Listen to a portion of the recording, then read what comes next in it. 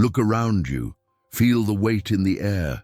It's a pressure you know intimately, isn't it? A silent hum of anxiety that follows you from the moment you wake up to the restless hours of the night. It's the feeling of chains you cannot see, but you can feel them digging into your soul with every bill that arrives, with every glance at your bank account, with every purchase that brings a fleeting moment of joy followed by a long shadow of guilt. You feel like a slave. A modern slave, bound not by iron, but by numbers on a screen, by the relentless pursuit of more, and by the gnawing fear that you will never, ever have enough. You are not alone in this prison. But what if I told you that the key to your cell is not in a bigger paycheck? What if the path to freedom is not paved with gold, but with wisdom? An ancient wisdom, forged in the fires of empires and the minds of philosophers who understood the nature of true wealth. They were called the Stoics, and they knew that the most formidable chains are the ones we forge in our own minds. Tonight, we are not just talking about money. We are talking about liberty, your liberty. And we will begin the journey to break every single one of your financial chains together. Before we delve into this transformative journey, I need to ask you for something small, yet powerful. Please, take a moment to click the like button and subscribe to our channel. It may seem like a simple action, but for us, it is everything. It allows this message of freedom and wisdom to reach others who are trapped in the same silent prison as you. Your subscription is a vote for a different way of living, a way of strength, tranquility, and true financial sovereignty. Thank you for being a part of our mission from this very first step. Now, let us begin. The world today screams a single deafening mantra at you from every screen, every billboard, every curated social media feed. You are not enough. You don't have enough. You don't own enough. You are not successful enough. This message is the foundation of modern consumerism, a carefully constructed prison designed to keep you perpetually dissatisfied, always chasing the next thing that promises to fill the void. A new phone, a faster car, a bigger house, a more luxurious vacation. Each purchase is a temporary anesthetic for a chronic disease of the soul, a disease of wanting what is outside of our control. The great Stoic philosopher Epictetus, a man who was born a slave himself, understood this prison better than anyone. He taught that our suffering comes not from our circumstances, but from our judgments about them. He famously said, "Wealth consists not in having great possessions, but in having few wants." Read that again in your mind. True wealth is not about addition, it's about subtraction. It's about consciously, deliberately wanting less. It's about looking at the shiny objects the world dangles in front of you and having the inner strength to say, "I do not need you to be content." This is the first chain we must break, the chain of manufactured desire. You have been conditioned to believe that your happiness is available for purchase, that fulfillment can be added to a shopping cart. It is a profound and damaging lie. Think about your last significant impulsive purchase, the thrill of it. Now think about where that thrill is now. It's gone, isn't it? Faded into the background of your life, perhaps even replaced by the stress of the payment that followed. The Stoics knew this cycle intimately. They called it the hedonic treadmill, the endless pursuit of pleasure that only leaves you exhausted and in the same place. Seneca, one of the wealthiest men in Rome and a powerful Stoic philosopher, wrote extensively about this. He wasn't against wealth, but he was against being enslaved by it. He warned, "It is not the man who has too little, but the man who craves more that is poor." You could be a millionaire sitting in a mansion and be poorer than a man with a simple life if your soul is constantly craving the next acquisition. Your financial slavery is not defined by the size of your bank account, but by the size of your desires. It's a radical shift in perspective that changes everything. Let's bring this into your world. Think about the pressure to keep up with your friends, your colleagues, your neighbors, the subtle competition of who has the newer car, the more exotic vacation photos on Instagram. This is a game you can never win, because the goalposts are always moving. The moment you catch up, the world invents something new for you to desire. The Stoics would call this placing your tranquility in the hands of others, letting external things dictate your inner peace. It is the very definition of slavery, giving away your power over your own happiness. To break this chain, we must practice a Stoic exercise, the conscious examination of our impressions. Before you make a purchase, especially an unplanned one, pause. Hold that desire in your mind. Ask yourself, is this thing truly necessary for my well-being? Is it essential for a good life, a virtuous life? Or is it merely a preference, a fleeting want stirred by advertising or envy? Separate the essential from the non-essential. This pause, this moment of rational examination, is an act of rebellion against the machinery of consumerism. It is you taking back control. Imagine your mind as a fortress. Every advertisement, every social media post, every must-have trend is an enemy soldier trying to breach the walls. Without a guard, your fortress will be overrun. The Stoic practice of examining your desires is placing a wise, vigilant guard at the gate. This guard doesn't deny entry to everything, but it questions every single visitor. Why are you here? What is your purpose? Do you serve the good of the kingdom within, or are you a spy for the forces of dissatisfaction? This internal dialogue is the beginning of true financial discipline. Now, let's talk about a darker, more insidious form of financial slavery, the addiction to gambling, the siren call of online casinos and sports betting. This is not just about desire, it's about the illusion of control, the desperate hope for a shortcut to wealth. It's a poison that promises a kingdom, but delivers only ruin. The flashing lights, the promise of a life-changing win with a single click or spin. It's a carefully designed trap that preys on our deepest insecurities and our misunderstanding of how the world truly works. The promise is a lie, and the odds are a mathematical certainty of your loss. The Stoics had a core concept that is the perfect antidote to the gambler's mindset, the dichotomy of control. Epictetus taught that some things are up to us and others are not. Our thoughts, our judgments, our actions, these are up to us. The outcome of a sports game, the turn of a card, the spin of a digital roulette wheel, these are emphatically not up to us. The gambler builds their entire emotional world on things they cannot control. They are perpetually at the mercy of chance, a slave to fortune. It is a state of constant gut-wrenching anxiety. When you place a bet, you're handing over your tranquility, your peace of mind, to the randomness of the universe. You're saying, my happiness for the next 2 hours depends entirely on the performance of 22 strangers kicking a ball. A Stoic would find this insane. Why would you ever willingly give away the one thing you truly own, your inner peace, to something so utterly outside your control? The thrill you feel is not the thrill of power. It's the thrill of absolute powerlessness, a roller coaster of hope and despair that is designed to keep you coming back for another hit. Breaking this chain requires a brutal honesty with yourself. You are not smarter than the odds. You cannot feel a win coming. The system is built by mathematicians and psychologists to ensure one outcome, that you lose in the long run. Every win is just bait to keep you in the game, to make you pour more of your life, your time, and your money into the abyss. Seneca wrote, "The greatest hindrance to living is expectancy, which depends upon tomorrow and wastes today." The gambler lives in a perpetual state of expectancy, forever wasting the present for a tomorrow that will never come. The path out is to reclaim your focus. Shift your energy from what you cannot control, the outcome, to what you can control, your actions. Instead of spending an hour researching bets, spend that hour creating a budget. Instead of watching a game with your heart in your throat, take a walk and listen to a podcast about investing.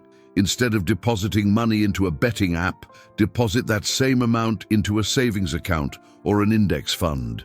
Each of these actions is an assertion of your power, a declaration that you are the master of your financial destiny, not a pawn in a game designed by others.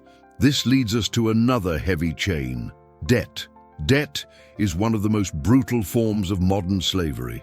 It is the ghost of purchases past, haunting your present and constraining your future. It dictates where you can live, what job you can take, and fills your quiet moments with a persistent, low-grade dread.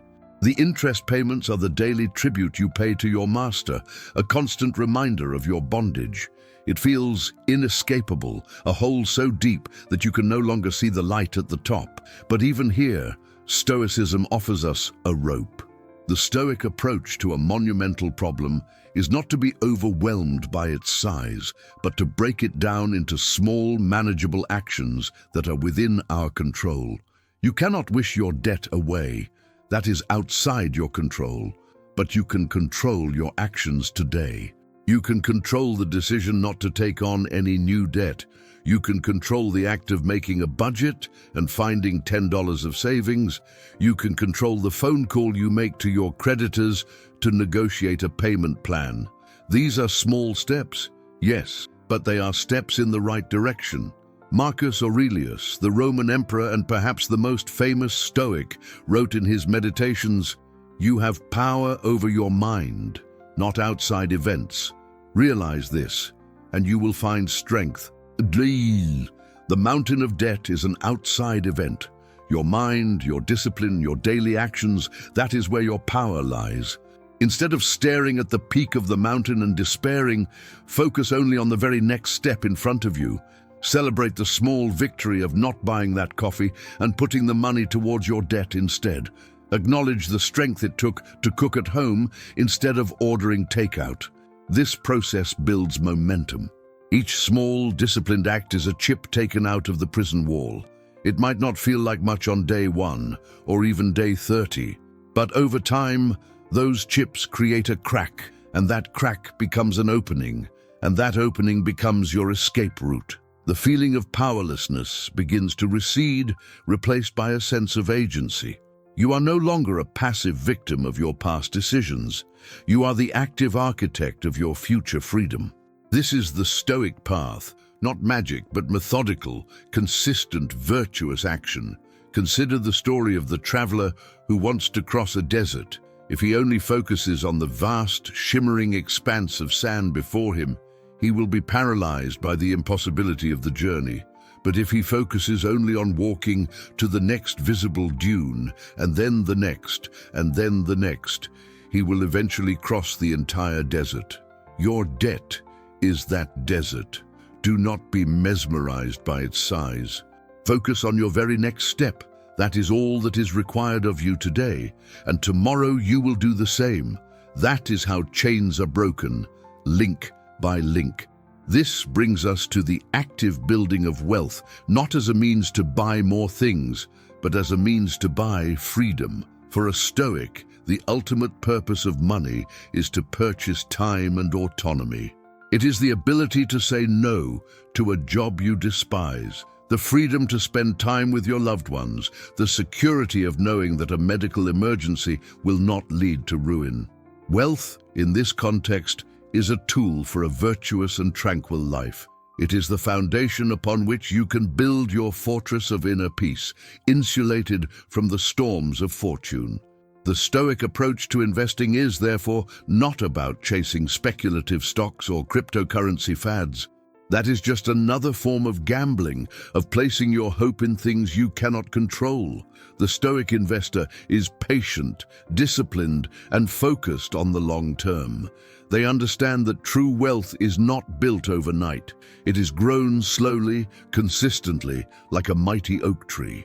They invest in broad, diversified assets, like index funds, because they are not trying to outsmart the market. They are simply participating in the overall growth of human enterprise. This method is often seen as boring, but a Stoic would reframe that. It is not boring, it is tranquil. It removes the anxiety, the constant checking of prices, the emotional roller coaster of market fluctuations. You plant your seeds, you water them consistently with regular contributions, and you let them grow over decades. You focus on what you can control, your savings rate, your consistency, and your refusal to panic when the market inevitably goes down. You see market downturns not as a disaster, but as a discount, an opportunity to buy more assets at a lower price. Seneca advised, "Time discovers truth." In investing, time is your greatest ally. The magic of compounding is a force of nature that rewards the patient. By starting early and being consistent, you allow time to do the heavy lifting for you. This requires the stoic virtue of foresight, of sacrificing a small amount of pleasure today for a huge amount of freedom and security tomorrow. It is the ultimate act of self-care, of being a good steward to your future self. You are not just saving money. You are building a future where you are less and less a slave to necessity. This requires a fundamental shift in your relationship with money. Stop seeing it as something to be spent and start seeing every dollar as a soldier in your army of freedom. Every dollar you save and invest is a soldier that goes out into the world and works for you day and night without complaint. Over time, these soldiers will have children, dividends, interest, and they too will join your army. Eventually, this army will be large enough to pay for your entire life, freeing you from the need to trade your time for money ever again. This is true financial liberty. This journey is not easy. It requires you to swim against the powerful current of modern culture. Your friends might not understand why you're not buying the latest gadget. Your family might question your frugality. You will be tempted every single day to fall back into old habits. This is where the Stoic concept of a role model becomes crucial. Ask yourself, what would Marcus Aurelius do in this situation? How would Epictetus view this temptation? By invoking these figures, you connect your small daily struggles to a grand tradition of wisdom and strength. You are not just saving money, you are practicing philosophy in action. You are living out the principles of courage, temperance, and wisdom in the most practical area of your life. Every conscious financial decision is a step on the path to becoming a better, stronger, more serene human being. You are training your soul. When you resist an impulse purchase, you are not just saving $10. You are strengthening your muscle of self-control, a muscle that will serve you in all areas of your life. This path can feel lonely at times, and that is why community is so important. I want to pause here and ask you to be a part of ours. Look down at the comments section. It's more than just a place for feedback, it's a place for connection. I want to ask you directly, what is the heaviest financial chain you are currently carrying? Is it student loan debt? A gambling habit you're ashamed of? The pressure to live a life you can't afford? Share your struggle. You will be amazed at how many people are fighting the exact same battle. Let's support each other. By sharing your story, you do two things. You lighten your own burden by bringing it into the light, and you let someone else know that they are not alone. This is how we build a modern Stoa, a porch, a gathering place for people who want to live a life of wisdom and mutual support. So please, take a moment to share. Read the stories of others. Offer a word of encouragement. Your experience is valuable. Let us transform the comment section into a testament of our collective journey towards freedom. Let's talk about the world of work. For many, a job is the primary site of their financial slavery. They trade the best hours of their day, the best years of their life, for a paycheck that barely covers their expenses, many of which are incurred simply to maintain the job itself. A car, work clothes, convenience food, because you're too tired to cook. It can feel like a trap, a life sentence of quiet desperation. The Stoics offer a radical reframe. Your job is not who you are. It is something you do. It is a role you play. Epictetus would urge you to play your role well, whatever it is. Be the best employee you can be. Be punctual, diligent, and honest. Not for your boss, not for the company, but for yourself. Because excellence in your actions is within your control, and it is a reflection of your character. However, you must never confuse your role with yourself. Your identity, your worth as a human being, is completely independent of your job title or your salary. You are a rational being, a spark of the divine, and your job is merely a temporary circumstance. This mental separation is a powerful tool. It allows you to perform your duties without being emotionally enslaved by them. A difficult boss, an annoying colleague, a stressful project, these are external events. They cannot harm your inner citadel, your core self, unless you allow them to. You do your work, you collect your pay, which is a tool for your freedom, and you leave it at the door at the end of the day. Your evenings, your weekends, your true life belong to you and your pursuit of virtue. Furthermore, a Stoic always looks for the opportunity within the obstacle. Perhaps your job, even if you dislike it, offers skills you can learn. Perhaps it provides a stable source of income that you can use as a powerful shovel to dig yourself out of debt. See it not as a prison, but as a training ground, a place to practice patience, resilience, and discipline, a place to gather the resources you need for your eventual escape. This changes your entire perspective. You are not a victim in your workplace. You are a quiet revolutionary plotting your own liberation. Now, let's turn to the concept of wealth itself. Our society has a deeply unhealthy obsession with the accumulation of vast, almost unimaginable fortunes. We idolize billionaires and equate their net worth with their value as human beings. A Stoic would find this profoundly misguided. They practice the concept of preferred indifference. Things like wealth, health, and reputation are preferred. It's better to have them than not, but they are indifferent to our virtue and happiness. They are not necessary for a good life. Your moral character, your inner peace, your ability to act with justice and courage, these are the only true goods. Everything else is external, and what fortune gives, fortune can take away. The person who builds their entire identity on their wealth is building their house on sand. A single market crash, a single lawsuit, a single turn of fate can destroy their entire world, because they have attached their soul to something inherently fragile and outside of their ultimate control. They are, in a very real sense, the most fragile of slaves. The Stoic sage, the ideal wise person, would use wealth if they had it, but would not miss it if it were gone. Their happiness is not dependent on it. They have cultivated an inner wealth, a wealth of character, resilience, and wisdom that can never be taken away from them. This is the indestructible wealth that the title of this video promises. It is a fortune stored not in a bank, but in your soul.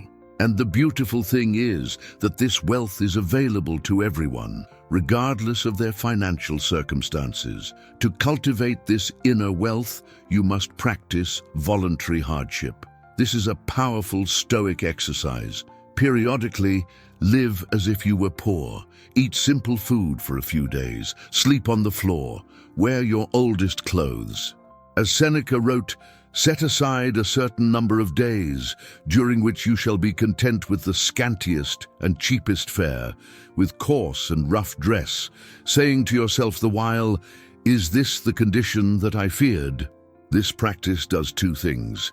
It inoculates you against the fear of poverty, and it makes you appreciate what you have. When you return to your normal life, your bed will feel more comfortable, your food will taste more delicious. You will have broken the spell of hedonic adaptation. More importantly, you will have taught your soul that it can be content with very little. You will have loosened the grip that comfort and luxury have on you. You will have discovered that your resilience is far greater than you imagined. You will have proven to yourself that even if you lost everything, you would be okay. You would endure. This knowledge is a source of immense, unshakable strength. Let's imagine two people. The first has $1 million in the bank, but lives in constant terror of losing it. They check their portfolio obsessively, lose sleep over market dips, and their entire mood is dictated by the financial news. The second person has only a few $1,000s saved, but they have practiced voluntary hardship. They know they can live happily on very little. They have built strong relationships and have a wealth of skills. Who is truly wealthier? Who is freer? The Stoic answer is clear. The second person has achieved a level of freedom the first may never know. This is not an argument for poverty. It is an argument for anti-fragility. It's about building a life that is not easily broken by external shocks. Your financial plan should be robust, yes, with emergency funds and diversification, but your soul must be even more robust. Your happiness should not be a fragile thing that shatters at the first sign of trouble. By practicing Stoic principles, you are forging a soul of tempered steel, one that can withstand the inevitable blows of fortune without breaking. Think about the impermanence of all things. Marcus Aurelius constantly reminded himself of this. Constantly consider how all things, such as they are now, have been in the past, and consider that they will be so again. And place before your eyes whole dramas and stages of the same kind, whatever you have become acquainted with from your own experience or from past history. The booming economy, the crashing market, your personal fortune, your personal poverty, these are all temporary scenes in a much larger play. Nothing is permanent. This perspective is incredibly liberating. It stops you from getting too attached to wealth when you have it, and from despairing too much when you don't. It allows you to navigate the financial world with a sense of calm detachment. You do your best, you act with prudence and virtue, and you accept the outcomes with equanimity, knowing that they too shall pass. This is the heart of Stoic tranquility. It's not about being emotionless, it's about not being a slave to your emotions, especially the powerful emotions of greed and fear that dominate the world of finance. Let's turn this wisdom into a concrete action plan for your life, starting today. First, declare a moratorium on all new debt. You cannot dig yourself out of a hole while you're still digging. This is your line in the sand. Second, track your spending for 30 days. Every single penny. Knowledge is power, and you cannot control what you do not measure. This will reveal the truth of where your money, your life force, is actually going. Third, create a simple budget based on your findings. A budget is not a restriction. It is a plan for your freedom. Fourth, identify and attack your most expensive debt, likely your credit card debt, with the ferocity of a warrior. This is your primary enemy.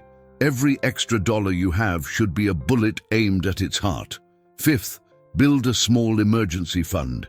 Even $500 creates a buffer between you and disaster, breaking the cycle of borrowing for unexpected expenses. Sixth, begin investing, even if it's just a small amount, in a low-cost, diversified index fund. Start building your army of freedom. Make it automatic so it happens without you even thinking about it. These are the practical steps, but they will only work if you support them with the philosophical foundation we have been discussing. You must constantly work on reducing your desires. You must practice distinguishing what you can control from what you can't. You must remind yourself of the impermanence of all things and cultivate your inner, indestructible wealth of character. The practical and the philosophical are two wings of the same bird. You need both to fly. The external actions and the internal mindset must work in harmony. Imagine yourself in 1 year. Imagine having paid off a significant portion of your debt. Imagine having a growing emergency fund that gives you a sense of security you haven't felt in years. Imagine having an investment portfolio that is quietly working for you in the background. Imagine the feeling of being in control, the feeling of the chains loosening. This is not a fantasy. This is the inevitable result of applying these principles with consistency and discipline. It is as certain as the sun rising tomorrow. The power to achieve this is already within you. The journey is long and you will stumble. There will be days when you give in to temptation, when you feel overwhelmed, when you want to quit. This is normal. This is human. On those days, a Stoic does not despair or wallow in guilt. They practice another core principle: forgiveness and restarting. Marcus Aurelius wrote, "When you have stumbled, return quickly to yourself and do not stay out of tune longer than you can help. Acknowledge the mistake, learn from it, and get back on the path immediately. Do not let one stumble ruin the entire journey. This is a marathon, not a sprint. Be kind to yourself, but also be firm. Treat yourself as you would a dear friend whom you are training for a great athletic contest. You would encourage them when they are tired, but you would also push them to be their best. You would not let them quit. You are your own coach, your own mentor on this path to freedom. Rise to the occasion. You are capable of so much more than you currently believe. The strength you need is already within you, waiting to be awakened. Think of the word slave. It's a heavy word, a painful word, but it's time to look it in the eye. A slave is someone whose time and energy are not their own, someone whose choices are dictated by a master. If your financial situation dictates that you must stay in a job you hate, if it forces you to spend your life's energy worrying about bills, if it prevents you from pursuing your true calling or spending time with those you love, then what else is it? It is a form of slavery.